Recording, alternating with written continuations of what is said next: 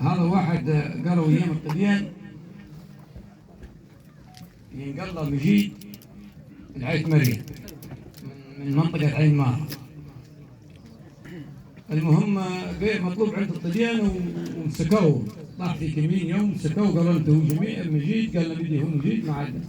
المهم خذوه من منطقة القبة للمرج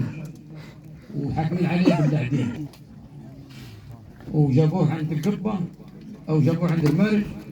وطلعوه على المشي. ولكن هو شيعة مجيد قال قصيدة في الفترة اللي ما بين القبة وبين المرج يقول يا الله يا معبود يا رافع السماء اللي بعد ليلك تضوي نهارها،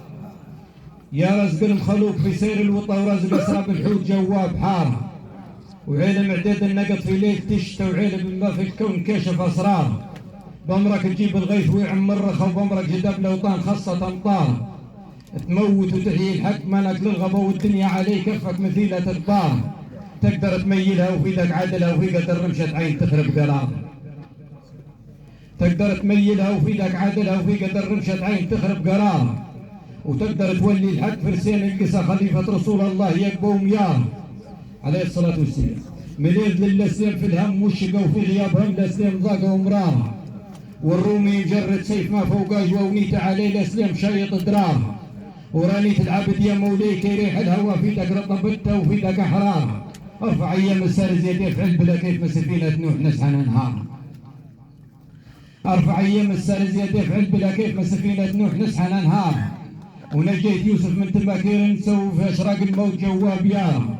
ونجيت من قدم جنيني للفدا خليلك وهو محصور في وسط نارها، سلتك بقرانك اللي به ننهدى الجلي علينا يا كريمك دارها، ونعبد يا مولاي نطلب في الجد احميني نهار بعد ساعة مزارها، ونختم كلامي بالصلاة على المصطفى محمد شفيع الخلق شيع انوارها، اعداد الحجر والنجم واعداد الحصى واعداد ما نبات من كل نوع اسمارها، صلاة البنية صح نبيها تلقى خزين كيف ما تجبد تقاوي بضاعها. اللهم صل وسلم وبارك على سيدنا محمد.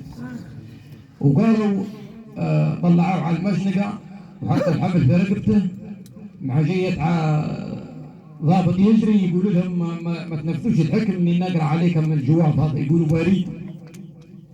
لو ان مكتوب فيه اليوم هذا عيد موافق عيد الملكة معافى كل من عليه حكم عديان. والرجل اللي يحكي في القصة هذه قال الشيب هذا عيش وتوفى في ال91 والله 92. وبارك الله فيكم وان شاء الله لك مبروك وشكرا على حسن الاستماع.